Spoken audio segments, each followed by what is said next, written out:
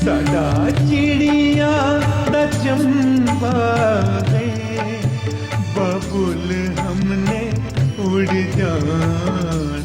बाबूलाल, वैदेही ने प्रण किया है, अगर तुम्हारे पूरे खानदान को तहस नहस ना कर दिया तो मेरा नाम भी वैदेही नहीं। वंदना, मुझे तुमसे एक काम है। बताइए ना। वंदना, देखो ये तस्वीर ना मुझे मोनिका के कमरे में से मिली है। राज, कभी कभी मैं सोचती हूँ कि मैं कितनी स्वार्थी हो गई हूँ। अपना मकसद पाने के लिए तुम्हें मोहरे की तरह इस्तेमाल कर रही हूँ। मेरा भाई गलत नहीं है वंदना, वो तो देवता है देवता, वरना जो गलती की नहीं उसकी माफी मांगने के लिए यूं बार बार तुम्हारे घर जाकर जलील ना हो। बस देखते जाओ ये बनारसी तुमको कहां से कहां पहुंचाता है, वो भी कैसे। ठोक बजा के। हाँ हाँ हाँ, लगता है सोबत का असर होने लगा है। हाँ बहना, सब पता कर लिया है। नंदलाल के परिवार में उसकी बेटी अलका, बेटवा लक्ष्य और उसकी बीवी है। और जैसे कि हमारा भांजा हमको बताया रहा कि नंदलाल का सबसे बड़ा कमजोरी उसकी बेटी अलका है। ये बात 100% सच है, ठोक बजा के। चलो अच्छा हुआ, कमजोरी तो पता चल गई, लेकिन उस कमजोरी का फायदा कैसे उठाना है ये भी सोचा है? सोच लिया है बहना, ये भी सोच लिया है। अलका और मोनिका पक्की सहेली हैं, लेकिन प्रकाश के घर वालों को ये बात कतई पसंद नहीं है। और जैसन कि तुमको पता है कि हम राज का बर्थडे पार्टी का ड्रामा इसलिए किए रहे कि बाबूलाल के घर में बवाल हो, लेकिन वो ड्रामा से नंदलाल के घर में भी बखेड़ा खड़ा हो गया और वो प्रकाश और लक्ष्य आपस में टकरा गए, ठोक बजा के।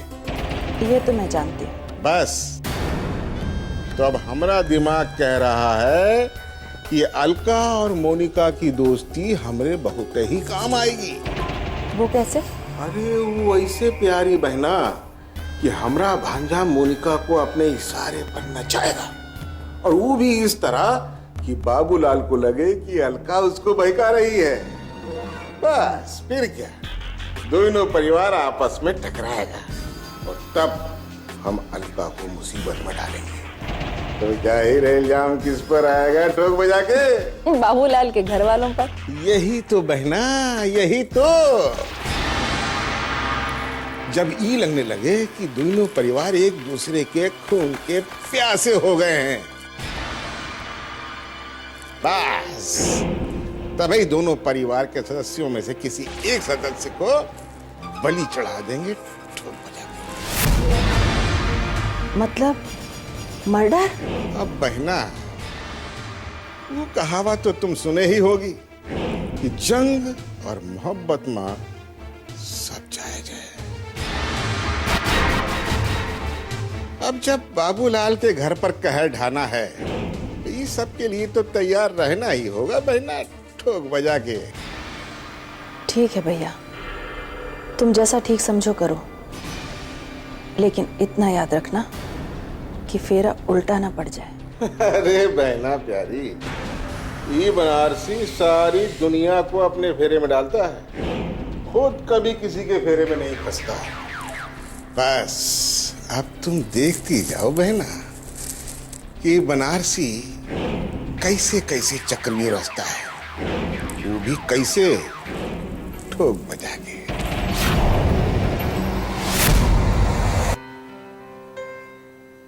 भैया। अरे अलका, आ बैठ। मुझे आपसे एक काम है। हाँ बोल। आप इसे गौर से देखिए, ये राज है। राज? तो इसके बारे में पूरी जानकारी चाहिए। इसका फैमिली बैकग्राउंड क्या है, ये लड़का कैसा है। एक मिनट, कहीं तो। भैया, ये तस्वीर वीना भाभी ने भेजी है। वीना ने? हाँ, दरअसल मोनिका इस लड़के से प्यार करती है और वीना भाभी चाहती हैं कि इस लड़के के बारे में पूरी जानकारी उन्हें मिले। वीना भाभी ने ये काम मुझे सौंपा था, लेकिन आप तो जानते ही हैं कि ये काम मुझसे संभव नहीं। फिर मुझे याद आया कि मेरे प्यारे भैया तो हैं ही, इसीलिए वीना भाभी का ये काम मैंने अपने हाथों में ले लिया। वैसे मैं इस लड़के से मिली हूँ मोनिका के साथ उसके बर्थडे पार्टी में, पर मुझे ये लड़का कुछ समझ में नहीं आया। लेकिन आप... वाह, काम तुमने लिया और काम का सारा बोझ मेरे ऊपर। इसे ही तो दिमाग कहते हैं। अच्छा, अब तू जा, चल। तो आप ये काम नहीं करेंगे? अरे भाई, मैं तुम्हें जाने के लिए बोल रहा हूँ, फोटो ले जाने के लिए थोड़ी बोला। थैंक यू भैया।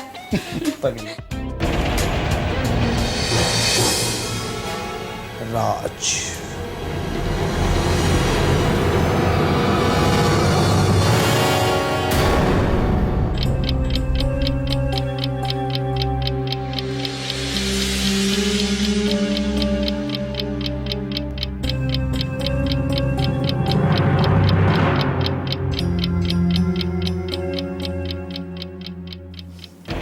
क्या सोच रहे हैं आप? सोच रहा हूं कि सारा काम अगर सही तरीके से हो जाए तो हमारी तकदीर ही बदल जाएगी। एक मौका हाथ लगा है, अगर इस मौके का पूरा पूरा फायदा उठा लें तो शायद हमारे घर से ये पैसे की कमी हमेशा हमेशा के लिए खत्म हो जाएगी, है ना? तुम क्या सोचती हो?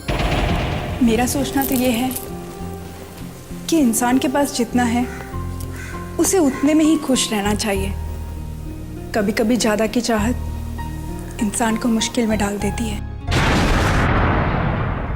तुम कहना क्या चाहती हो? वही जो पहले भी कह चुकी हूँ। देखिए, आप घर गिरवी रखने का ख्याल छोड़ दीजिए। वीना, तुम्हारा दिमाग तो ठीक है। अरे घर आती लक्ष्मी को मैं ठोकर मार दूं? बुरा मत मानिए, पर आप घर की लक्ष्मी को ठोकर मार रहे हैं। वीना,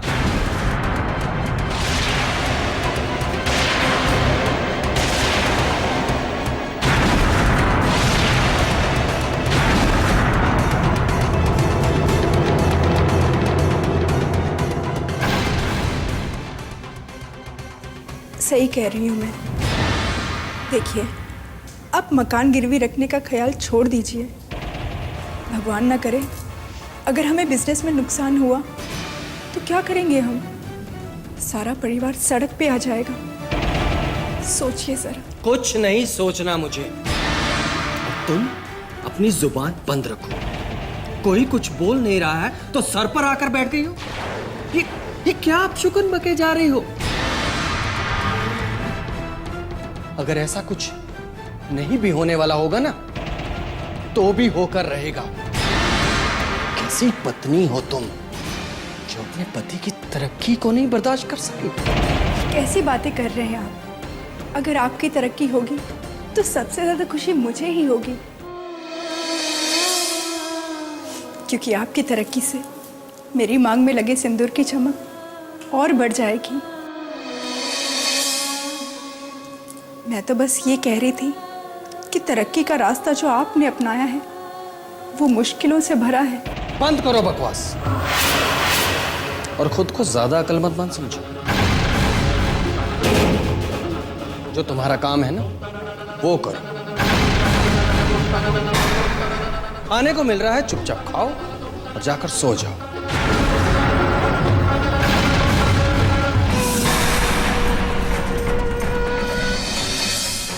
मेरे मामले में दखल देने की या मुझे नसीहत देने की कोशिश भी मत करना। मुझे लगा था कि मेरा ही काम कर रही हूं मैं, पर मुझे नहीं पता था कि मेरा सोचना गलत है कि पति पत्नी में कुछ अलग नहीं होता। पर आज के बाद मैं आपको कभी नहीं रोकूंगी, किसी बात के लिए नहीं टोकूंगी, कभी नहीं।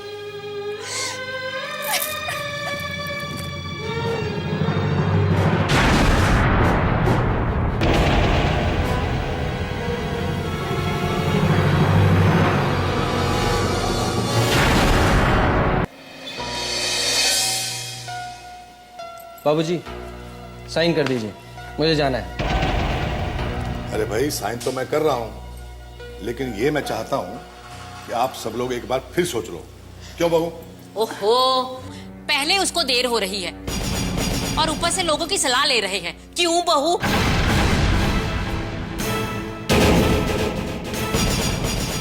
साइन कीजिए। संगीता, सलाह लेना भी बहुत जरूरी है और सोचना भी बहुत जरूरी है। तुम नहीं जानती ये काम कितना रिस्की है, और व्यापार करना इतना आसान काम नहीं है। थोड़ी सी भी गलती हो जाए ना, लाखों रुपए का नुकसान हो जाता है, आदमी तबाह बर्बाद हो जाता है।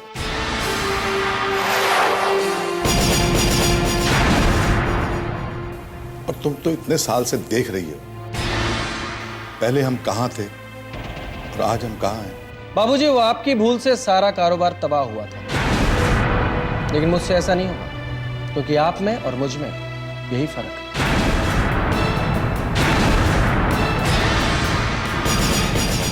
बेटे, जानबूझ के कोई गलती नहीं करता। जब किस्मत खराब होती है ना, तो सब कुछ अपने आप हो जाता है। दामाद जी, माना के हालात खराब हैं। कहते हैं ना, हालात खराब होना, ऊंट पे बैठे इंसान को भी कुत्ता काट जाता है। पर आप किस दावे से कह सकते हो कि प्रकाश की किस्मत खराब है, हैं? पर आप सब लोग दावे के साथ कह सकते हैं कि इसकी किस्मत खराब नहीं। ओफो, ये आप सब लोग किस बहस में लग गए हैं? मुझे तो लगता है मेरी किस्मत अभी ही खराब हो जाएगी, और वो भी आप ही की वजह से।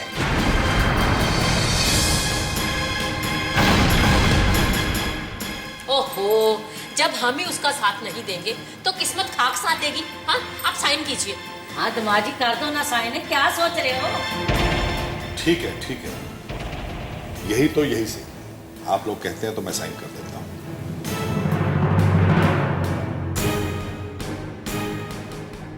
ये लो बेटा, मैंने साइन कर दिए हैं। अब सब कुछ तुम्हारे हाथ में, जो भी करना सोच समझ के करना। आप बिल्कुल फिक्र ना करें, अब जो भी होगा अच्छा ही। आइए आइए।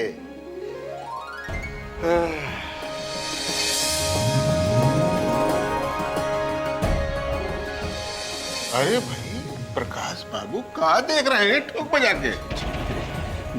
बहुत ही बढ़िया घर है। अरे भैया, बड़े लोगन की बड़ी बात।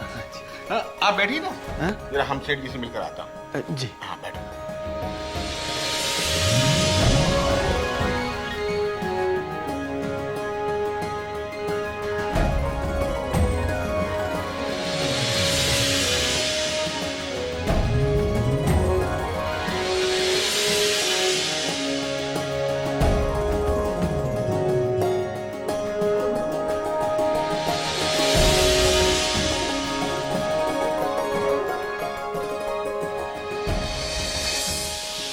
ये लो प्रकाश बाबू, तोहरे 5 लाख रुपए।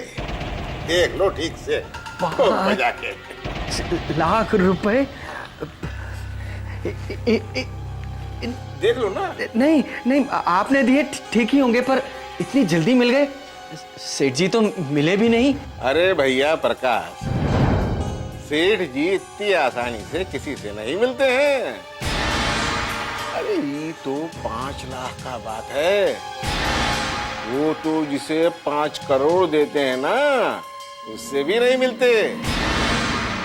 हाँ, वो हमको दे देते हैं, हम जाकर उसे दे देते हैं ठोक बजा के। इसी को तो कहते हैं ना भरोसा, और आप उनके खास भी तो है ना। खैर, ये पैसे आप ही रखिए, अभी चलकर उन्हें देने भी है ना। किसे देना है भैया? उन्हीं को जिनके साथ मैं कपड़े का बिजनेस करने वाला हूँ। अरे प्रकाश बाबू, ये काम तो आज नहीं कल ही हो सकता है। वो तो अब कल ही मिल सकते हैं ठोक बजा के। जी, कल? लेकिन तब तक ये पैसे? अरे तो घबरा काहे रहे हो प्रकाश बाबू, ये पैसे तो तुम्हारे ही है ना। आराम से घर लेकर के जाओ, सुबह लेकर आना ठोक बजा के। घर में ये पैसे? अरे भैया प्रकाश, इतनी मामूली सी रकम और बात सिर्फ एक रात की। अरे आराम से घर जाएं, सुबह मिलेंगे ठोक बजा के। ठीक है, जैसा आप उचित समझे। खैर, ये एग्रीमेंट के पेपर। हाँ, ये मैं रख लेता हूँ, मैं इन्हें सेठ जी को दे दूंगा। जी, मैं चलता हूँ। नमस्ते। नमस्ते।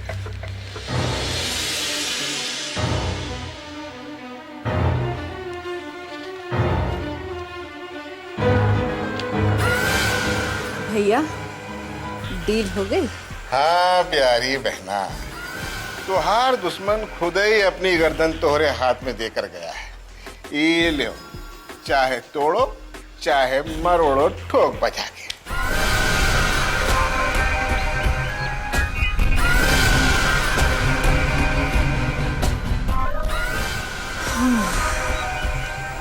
बाबूलाल, तू तो गया काम से।